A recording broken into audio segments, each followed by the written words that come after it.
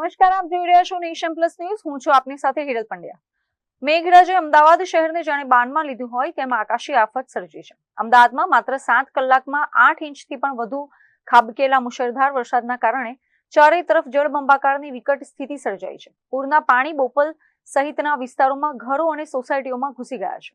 અમદાવાદ શહેરમાં આકાશી આફતે ભારે તબાહી મચાવી છે. ખાસ કરીને બોપલ વિસ્તારમાં સ્થિતિ અત્યંત વણસી ગઈ છે, જ્યાં બંગલાઓ અને સોસાયટીઓમાં પાણી ફરી વળ્યા છે. શહેરના તમામ મુખ્ય અંડરબ્રિજો બંધ કરી દેવામાં આવ્યા છે અને ઠેર ઠેર ભારે ટ્રાફિક જામની સ્થિતિ સર્જાતા વાહન ચાલકો કલાકો સુધી ફસાયા હતા. Sindhu Bhavan road, SG highway અને બોપલ જેવા પોશ વિસ્તારોમાં નદીઓ વહેતી હોય તેવા દ્રશ્યો સર્જાયા છે. પેલેડિયમ મોલ આગળ વરસાદી પાણીના ભરાવાના કારણે ખુદ મુખ્યમંત્રી પણ થોડી વાર માટે ટ્રાફિકમાં ફસાયા હતા. પાણીના સડસડાટ નિકાલ માટે વાસણા બેરેજના દરવાજા પણ ખોલી નાખવામાં આવ્યા છે.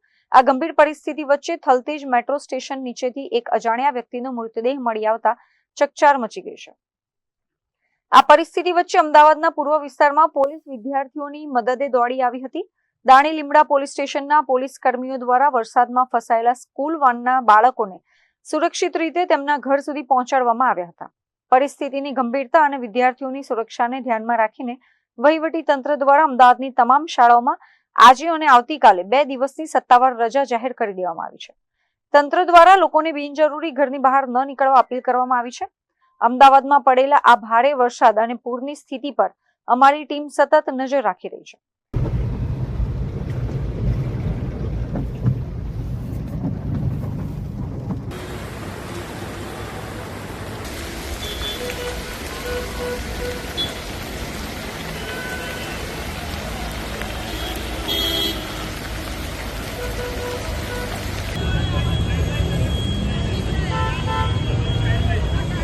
Bureau report, Nation Plus News, Ahmedabad.